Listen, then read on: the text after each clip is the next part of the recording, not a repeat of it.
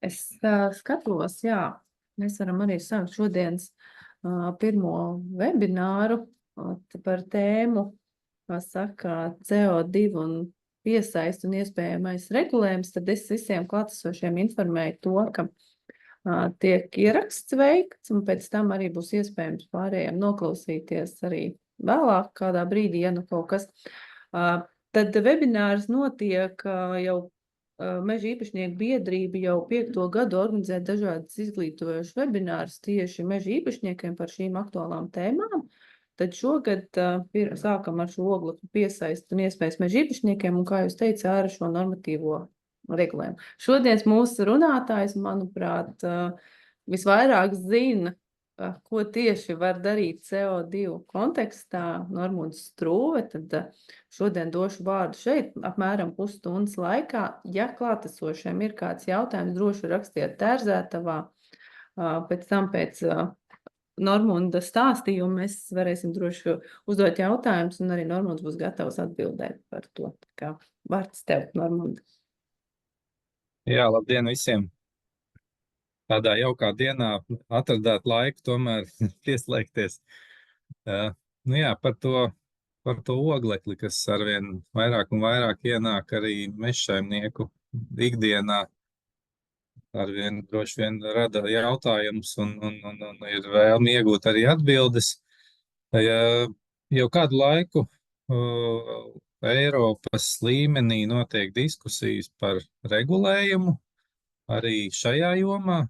Ja jūs esat droši vien iepriekš dzirdējuši tā saucamās brīvprātīgās certifikācijas schēmas, kas ir starptautiska līmeņa, kur arī uzņēmumi aicina pievienoties un tieši īpaši uzsvaru vēršot uz apmežošanu, tad šobrīd ir tāds process arī Eiropas Savienībā attiecībā uz regulējumu šīm te brīvprātīgajām schēmām. Tas nozīmē, ka arī Eiropas līmenī tiks noteikts tas rāmis, kā šī te darbība notiek, kādi procesi ir jāiziet, lai varētu atzīt, ka konkrēta darbība dod konkrētu ieguldījumu CO2 apritē, un arī par tām visām institūcijām, kas ir šajā procesā iesaistītas, tur top regulējums un pirmā regula. Tā regula šobrīd vēl tiek, viņa tā kā ir panākta vienošanās par to gala redakciju, bet šobrīd vēl tiek skaņoti tā kā, visās Eiropas Savienības valstu valodās tās redakcijas, un tāpēc vēl gluži publiski nav pieejams visas, kā lai saka, oficiālā gala versija, kuru tad varētu lasīt un saprast, ka tā ir galīgā, un tā redakcija nemainītos. Tā kā šobrīd pats vēl nobeigums ir palicis, un es pieļauju, ka kaut kādā septembrī jau viņi varētu arī publicēt oficiālajā vēstnesī, un visi varētu arī iepazīties ar viņu, kā normatīvo regulējumu. Par to pašu būtību, ko tad viņa paredz un varbūt kādā virzienā viņa iet, tas ir tā kā tas jumta regulējums šim te visam procesam. Visas nianses viņa līdz galam arī nenosaka, jo daudzas lietas, kas ir, teiksim, atliktas uz tā saucamiem deleģētajiem aktiem vai īstenošanas aktiem, respektīvi iezīmēta joma, un tad ir pateikts, ka arī par to jomu būs vēl detālāks regulējums nākotnē. Tas stāsts tur ir tāds, ka viņi arī konkrēti varbūt nerunā par nozarēm, jo viņi ieliek tādu tā kā, vispārīgu virzienu, principus, kuri ir izmantojami, kā lai saka, tādā plašākā nozīmē. Tur, piemēram, nav pateikts, ka, piemēram, apmežošana ir viens no pasākumiem, kas nodrošina oglekļa piesaisti. Tur tas ir balstīts tādā vairāk uz principiem, pateikts, ka visas darbības, kuras atbilst šajā regulā, teiksim, uzstādītajām prasībām un kritērijiem, ja tā darbība atbilst, tad tas ir uzskatāms par pienesumu CO2 uzglabāšanā un piesaistē. Tas nosaukums viņai šobrīd ir, vismaz tajā versijā, kas šobrīd ir latviski atsūtīta saskaņošanai, kad ir regula, ar ko izveido Savienības certifikācijas satvaru pastāvīgiem oglekļa piesaistījumiem un oglekļa saistītai saimniekošanai un oglekļa uzglabāšanai produktos. Respektīvi, regula runā par procesiem, kuri tad dotu šo te pienesumu oglekļa apritē, salīdzinot ar līdzinējo praksi.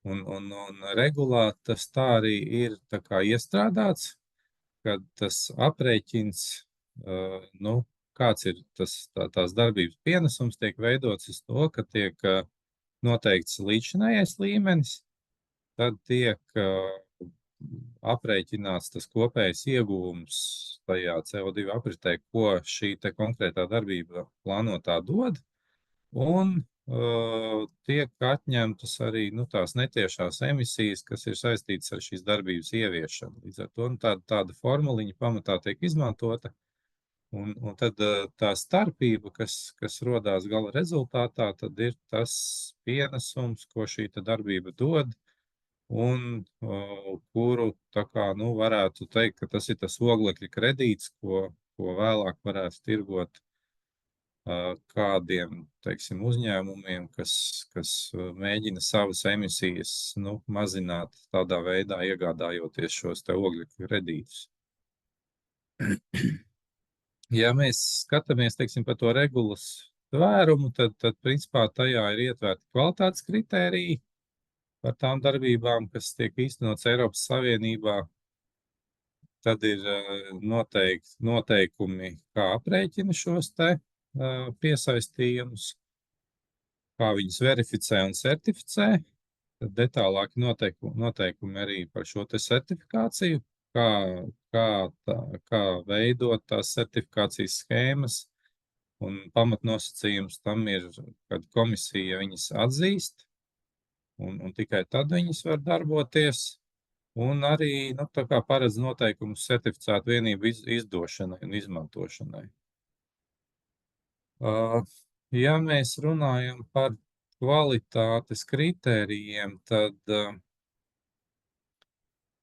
tur ir, principā, tādi vairāk uzstādījumi arī varbūt līdz šim dzirdētām jomām, jo viena no tām jomām, kas tiek ietverta, ir arī šie te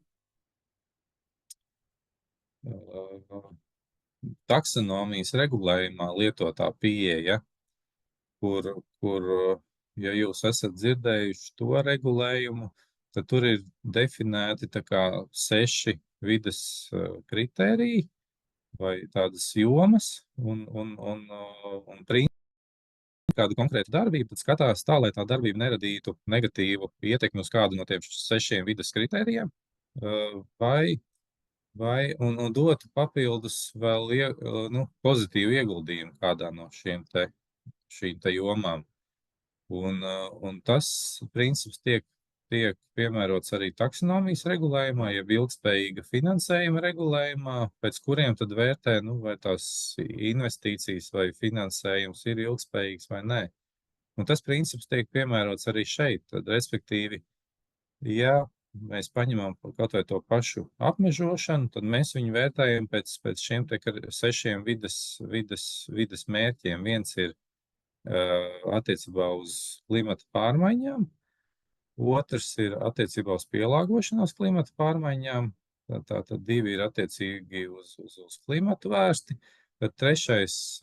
vides mērķis ir ūdens resursu ilgspējīga apsaimniekošana, 4. ir vides piesārņojuma jautājumi, 5. ir atkritumi, un 6. ir attiecībā uz bioloģiskās daudzveidības jautājumiem vērsts. Un tad, principā, šo te apmežošanas darbību vērtē, vai viņa nerada kādu negatīvu ietekmi uz kādu no šiem te 6. Un, ja tā darbība, teiksim, nerada, izvērtējot, mēs secinām, ka nerada negatīvu ietekmi, tad tiek skatīts vai viņi dod pozitīvu ieguldījumu kādā no šiem te 6. Un ar apmežošanu, piemēram, parasti ir tā, ka mēs saprotam, ka, ja mēs iestādām kādā platībā, kur līdz šim nav auguši koki, iestādām mežu, tad mēs dodam šo te pozitīvo ieguldījumu CO2 piesaistē tieši ar šo jauniestādīto mežu un to krāju, kas šajā platībā tiek audzēta. Un tas tiek, tā kā, to mēs varam pamatot, ka tas ir klimata pārmaiņu mazināšanai, jo mēs samazinām, teiksim, to atmosfērā, kā lai saka, izlaisto CO2 apjomu šajā te koksnē, ko mēs audzējam. Tāds ir tas princips. Tajā procesā, protams, arī tiek jāvērtē, kā es minēju, 6. mērķis ir bioloģiskās daudzveidības aizsardzība, arī tas aspekts ir jāvērtē, un arī Eiropā notiek tādas visādi procesi arī šajā virzienā. Viens no tiem ir ne tikai, teiksim, regulējums kaut kādā netiešā jomā, bet arī, piemēram, tā kā vadlīnijas arī apmežošanai, kādi tad dabas aizsardzības aspekti ir jāņem vērā, veicot apmežošanu. Tas ir tā pieeja, kas ienāk šajā oglekļa piesaistes regulējumā no citiem normatīvajiem aktiem, un zinot, teiksim, ka tā pieeja paliek arvien populārāk, tad pavisam droši, ka to izmantos ne tikai šeit, bet arī plašāk, ko mēs ikdienā saskarsimies ar kaut kādām darbībām un prasībām, teiksim, attiecībā uz mežsaimniecību. Tad nākamais ir tā kā, tā bāzes līnija, tas ir tas kritērijs, kas ir ietverts, kad viņi skatās pret bāzi. Apmežošanā tas ir salīdzinoši vienkārši, jo tad mēs zinām, ka, ja tur koki tajā platībā līdz šim nebija, tad mēs zinām, ka visi tie iestādītie koki un tā krāja, kas tur izaug, ir nākusi klāt, tad tas ir, tā kā papildus ieguldījums. Un tur ir salīdzinoši viegli izreikināt.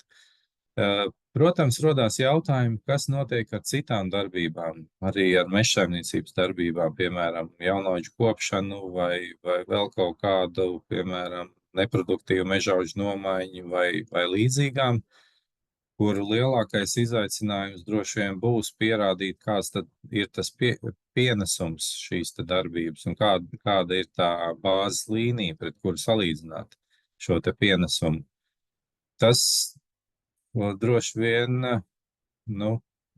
redzēsim, kā viņš darbosies praksē, bet pagaidām tas ir tikai tādā, lielā rāmī ielikts kā tas būs, kādas būs tās metodikas, kas vēl tiks pieņemtas. Tas pagaidām vēl detaļās nav skaidrs, un tur vēl droši vien būs diezgan lielas diskusijas un par to, kāds tas reālais, teiksim, risinājums būs, bet ir fakts, ka tur atsauksies arī uz zinātniskiem pētījumiem, kas ir tā kā, ko mēs arī šodien dzirdam, kad tie, kas piedāvā tās iesaistīties šajās starptautiskajās oglekļa certifikācijas schēmās, arī atsaucās uz to, ka, tai argumentācijai ir jābūt zinātniski pamatotai un arī tā kā tiem aprēķiniem. Tā kā, tas virziens ir tādā ziņā līdzīgs, kā šobrīd notiek tās starptautiskās brīvprātīgās schēmas. Tad vēl viens tāds uzstādījums vai kritērijs ir tāds, ka tai jaunajai darbībai ir jābūt kā papildus darbībai līdzinējai praksē. Tas nevar būt tā kā, mēs, teiksim, darām kaut ko kā līdz šim un pasakām, ka tas mums būs tā kā, papildus vēl tam, ko mēs esam darījuši. Viņam arī tiešām jābūt kā papildus darbībai. Tad ir nosacījumi arī attiecībā uz to monitoringu un atbildību, kad teiksim tā, pret kuru punktu viņi tur salīdzina un sasaista. Ir arī, teiksim, nosacījumi, ka tiem papildus darbībām jābūt verificējamām, kur arī iesaistās šīs te certifikācijas organizācijas. Un nu jā, un zem ilgspējas tad ir tie vides mērķi vai ilgspējas mērķi, ko es minēju, tie 6. Tā, tas vēl tāds interesants. Nu jā, tad ir arī iezīmēts virziens, ka šīs te certifikācijas metodikas tiks izstrādātas, kas pagaidām nav skaidrs. Konkrēti, ja mēs, teiksim, domājam, kas tur tiks ietverts, tur ir tikai tā kā virziens iezīmēts, bet saturs pagaidām nav zināms. Jā. Un tad ir vesela sadaļa tieši par to certifikāciju, kad kādā veidā atzīst certifikācijas schēmas, kādā veidā, teiksim, tie operatori vai operatoru grupa iesniedz pieteikumu certifikācijas schēmai.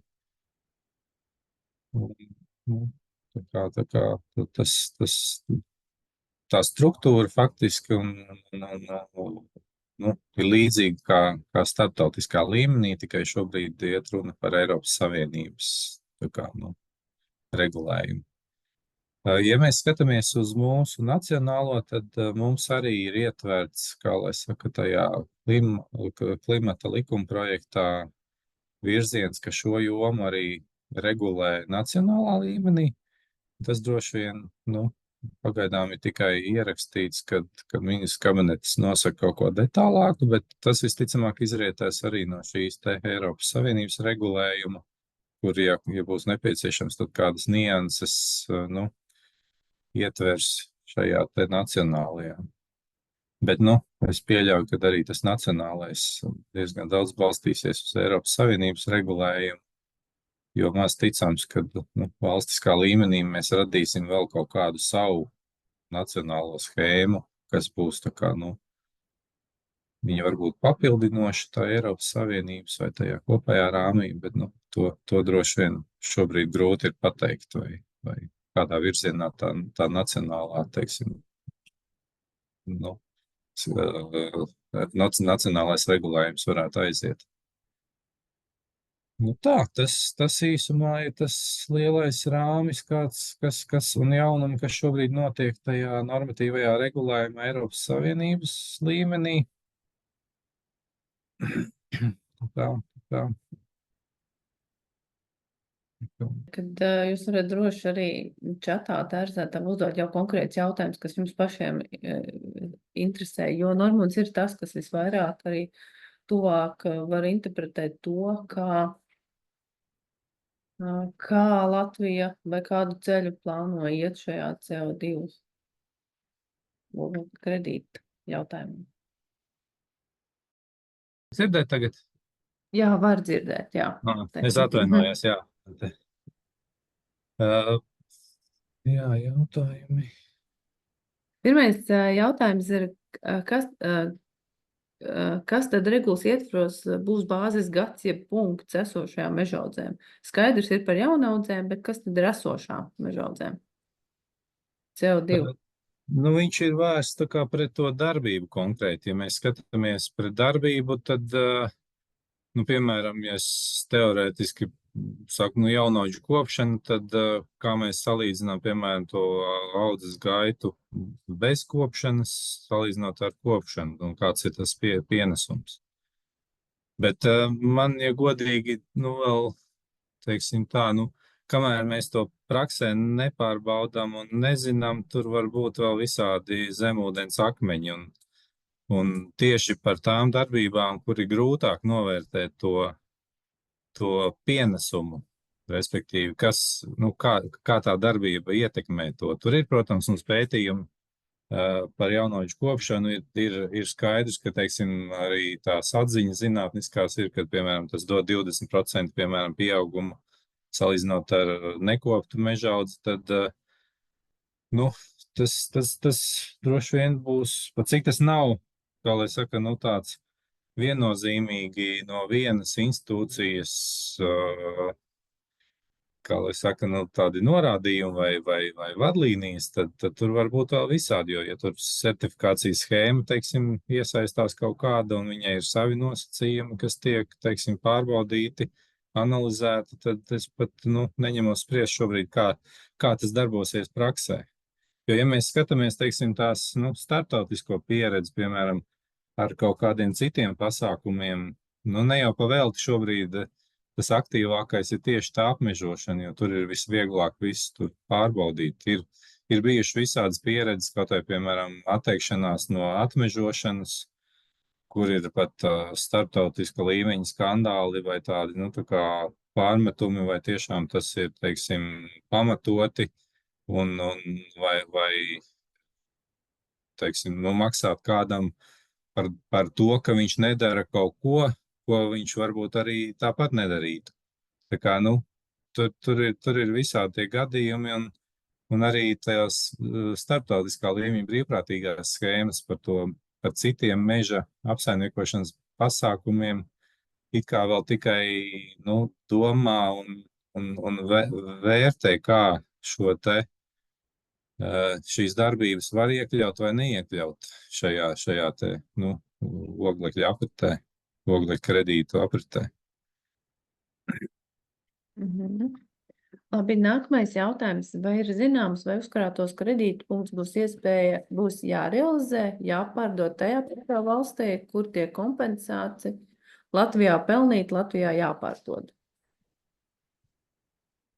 Nu jā, par šo jautājumu droši vien arī jājautā gandrīz vai klimata un enerģētikas ministrijai, jo šis jautājums arī tajā klimata konvencijas ietvarā ir diezgan diskutēts. Ja es pareizi atceros, tad tur vēl nav nolemts līdz galam, nu, kā šis regulējums vai pateikt, teiksim, ka viņu izmanto tikai tajā valstī, kur viņš ir radīts. Šobrīd tas tā nav, jo, nu, tas ir brīvprātīgais tirgus, un ja mēs radām, teiksim, to piesaisti Latvijā, tad tas kredīta īpašnieks, nu, viņš var izlemt, kur viņš viņu tā kā pārdod, bet, nu, es pieļauju, ka tur vēl būs diskusijas, un arī šajā detālajā regulējumā šīs nianses vēl tiks atrunātas. Kāds ir laika plānojums regulas ieviešanai? Kā ieskicēt, saprot? Nu, regula tagad pati būs spēkā pēc publicēšanas, un tad, kā tur sanāk, tur ir tik daudz tie panti un punkti visādi, kur ir, ko vēl komisija vērtē, tur 26. gads parādās, piemēram. Nu, pat regula stājās 20. dienā pēc publicēšanas, bet kā es minēju, tur ir iezīmēti tie virzieni, kuras jomas vēl, teiksim, kurās jomās komisija izstrādā vēl detalizētu to regulējumu. Un pamatā tur rādās 26. 28. gads. Regulas ieviešanai un praksē, jā. Tad jautājums ir, kādā pārziņā šobrīd ir nacionālā regulējuma izstrāde? Un cik tālā vai tuvā nākotnē var to sagaidīt? Nu, tas tā kaut kā ļoti sasaucās. Nu, pagaidām ir klimata likumā ir ierakstīts tāds deleģējums ministru kabinetam. Tur nekas vairāk arī nav. Vienkārši deleģējums, kad ministru kabinets nosaka šo te jomu detālāk, bet tālāk pagaidām nav arī, teiksim, nu, mēs no klimata un enerģētikas ministrijas neesam tā kā saņēmuši ziņu, kas tur būs detālāk iekšā. Jo viņi arī droši vien skatās, nu, šo te Eiropas regulējumu, un tur jau parasti ir tā, ka, piemēram, nu, tā ir regula, kurai tiešā veidā jāievieš, un tad ir jāvērtē, vai mēs tur vispār, nu, varam vēl kaut ko, vai mums vajag vēl kaut ko, nezinu, papildus vēl regulēt vai nē. Jo tas kopējais uzstādījums jau, kāpēc arī Eiropa, piemēram, izvēlējās to savu regulējumu radīt, ir tas, ka tur visu laiku iet runa par tiem kvalitātes kritērijiem, vai lai radītu, teiksim, tos oglekļa kredītus tādus, kuriem var uzticēties, kad tiešām tur tas ogleklis ir piesaistīts, lai neviens nevar apšaubīt, jo tie, kas, teiksim, maksā naudu par to, lai nosaktu savas emisijas, nu, viņi tomēr negrib maksāt par to, ko pēc tam apšauba kāds un neusticās tam visam. Tāpēc tam ir diezgan liela nozīme pievērst, un tas bija viena no tām jomām, ko arī tā kā izstrādājot to regulu, no Eiropas komisija arī mēģināja tā kā iestrādāt iekšā, ka tas kvalitātes latiņa ir diezgan augsta, lai pēc tam novērstu to, ka kāds apšauba, nu, par to, vai tiešām tā darbība ir veikta un vai tiešām tā piesaiste ir notikusi. Bet, jā, nu tā precīzi par to nacionālo, es diemžēl nevarēšu atbildēt šobrīd, cik, nu vai tiešām KEMam ir kāda ideja jau, ko rakstīt tur tajā mūsu nacionālajā regulējumā. Es pieņēmu, ka varbūt, ja tas Eiropas regulējums būs pietiekoši detāls, tad tur pat īsti nepaliks vieta, ko vēl nacionāli regulēt. Labi. Nākamais jautājums. Līdz šim praksē katrai kredītu verifikācijas metodē ir savs reģistrs, kur fiksēti, reģistrēti, ka ir pieejami vai pārdoti. Attiecīgās metodas ietvarā verificēti oglekļa kredīti. Vai regula paredz veidot vienotu reģistru, kurā pieejama informācija par visām regulas ietvara atbalstītām metodikām? Kā tā doma vai ietvers tajā visā? Redzējums. Jā, ir, protams, arī sarunas par reģistru bijušas un doma, kā to, teiksim, noklāt arī, lai nedublētos, jo, ja kāds ir, teiksim, iesaistījies šajā starptautiskajā, tad lai viņam, nu, nepiešķirt varbūt arī vēl Eiropas. Tā kā ir doma arī par reģistru, jā. Es saprotu, ka vienotu, Eiropas līmenī vienotu reģistru tam līdzīgi. Vai var noprecizēt vēlreiz to, kurā brīdī notiek tā publicēšanas regulas? Tas ir plānots kaut kur šajā laika periodā? Viņa ir tā kā, viņa jau ir datums, bet šobrīd viņa skaņojās starp dalībvalstīm, tie ir tā redakcija, bet ne pēc būtības vairs tikai, terminoloģija tulkojumā, lai precīzākos, teiksim, terminus izmantotu. Es pieņemu, ka septembrī viņi varētu arī publicēt jau vēstnesī, jo tas ir, tagad augusta sākumā, ja nemaldos, bija šis aicinājums tā kā dalību valstīm pārskatīt tos regulējumus, ne regulējumus, bet to redakciju, kas ir tulkojums, un, pēc pieredzes zinot, ka tur, tad, ja tas process ir uzsākts, tad kaut kā 2 mēnešu laikā arī publicēšana ir. Principā sanāk šis gada rudens. Rudenī pavisam noteikti, jā. Varbūt jautājums tavu pieredzi, cik Latvija tam visam ir gatava, tīri no tādas praktiskās lietas, datiem, datu bāzēm vai tam līdzīgi šīs regulas ieviešanā. No praktiskās mežsaimniecības puses. No praktiskās puses droši vien tas vairāk jau jāvirz jautājums uz zemes īpašniekiem, cik viņi ir gatavi aktīvi tās darbības veikt, jo tas, kad tajās diskusijās, teiksim, arī par klimata mērķiem, mēs arī esam uzsvēruši to, ka šis regulējums var palīdzēt to mērķu sasniegšanā, jo, ja tiek radīts, teiksim, mehānisms, kas ir, teiksim, pievilcīgs, tās darbības veicējiem, tad viņi arī tās darbības būtu motivēti veikt, ja viņiem, teiksim, papildus finansējumu maksā par to, ka viņi veic šīs te piesaistošās darbības.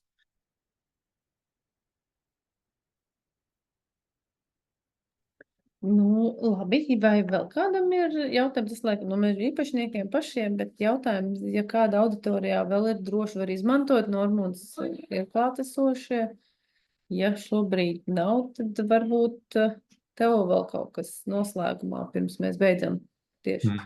Par to pieredzi zinu, kad man arī daži meža īpašnieki ir zvanījuši un arī interesējušies, jautājuši, kā, ja ir tāda iespēja, vai tur pievienoties tām starptautiskajām schēmām vai nē, tad cik es zinu, tik es arī viņiem esmu tā kā stāstījis, ka to tad jāvērtē, kādi ir tie līguma nosacījumi, kādas ir viņiem saistības, ja tā, teiksim, no malas skatās, nu, ja cilvēks ir apmežojis, piemēram, kaut kādu platību, un ir iespēja nopelnīt kaut ko papildus tam, ka viņam jau tā koksne tāpatās paliek, nu, tad kāpēc nē?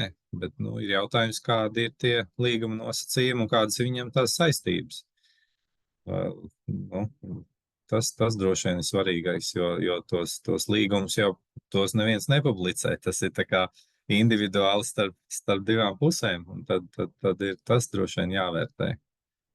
Kas, piemēram, notiek, nu, kā mēs ar atbalstu zinām, ja tur, piemēram, mežaudze nodeg vai nokalst, piemēram, stādījums, tad ir jābūt skaidram, nu, vai tas tiek, teiksim tā, nu, norakstīts, vai tomēr ir pienākums tam zemes īpašniekam stādīt atpakaļ. Nu, ir arī tā starptautiskā pieredze, ka mēs esam skatījušies, kur man liekas, ka Francijā bija tas, kad bija tie 10%, nu, tā kā iemaksa nu, tā kā riska, teiksim, mazināšanai. Ja no viss samaksā 10%, tad tajā gadījumā, ja, piemēram, tur tā kaut kāda platība nodeg, tad, nu, neprasa gluži atpakaļ to ieguldījumu tam zemes īpašniekam, bet, nu, viņi tā kā noraksta, ka tas ir, nu, uz to, nu, tā kā sava veida apdrošināšana. Un, kas vēl bija no citu valstu pieredzes, kad bija izstrādāta schēma, piemēram, kad palīdz to darbību tā kā, nu, ar investīcijām. Piemēram, apmežošanā palīdz iegādāties stādus un veikt tieši to stādīšanu tajā brīdī, kad, nu, sākuma stadijā, jo tad ir, nu, tā kā tās investīcijas visvairāk vajadzīgas. Un, ja to finansējumu, teiksim, vai to schēmus ir iespējams pagriezt tā, ka tieši tajā brīdī jau var arī tam zemes īpašniekam palīdzēt, un tas vēl vairāk motivē viņu to darbību darīt. Jā. Tad ir jautājums, vai paredzams, ka Eiropas Savienības regulas ietvaros tiek izstrādāta sava oglekļa kredītu verifikācijas metodika atbilstoši ar akreditāciju? Padomā droši vien Latvijas, jā. Jā. Nē, te ir tiks izstrādāta sava oglekļa. Jā. Un tur droši vien būs svarīgi, vai būs kāds uzņēmums vai kāda institūcija būs gatava šajā te iesaistīties un izpildīt tās prasības, kas ir certifikācijas organizācijām. Ja tāda būs, viņi redzēs, teiksim, nu, to savu lomu un iespēju tajā iesaistīties, tad droši vien, tas droši vien tad būs, nu, tā Eiropas līmeņa, nu, šai regulai atbilstoši tiem nosacījumiem. Jo, nu, ja godīgi Latvijas līmenī droši vien, kad es nezinu, vai mums tik daudz, tik lielu mēs valsts esam, lai mēs vēl radītu savu schēmu. Tā kā, nu, bet, nu, kas zina? Un jā, tur tālāk tad jautāja, kāds varētu būt status patreiz funkcionējušām oglekļa kredītu verifikācijas metodikām, kas tiek izmantots Eiropā brīvprātīgo schēmu ietvaros?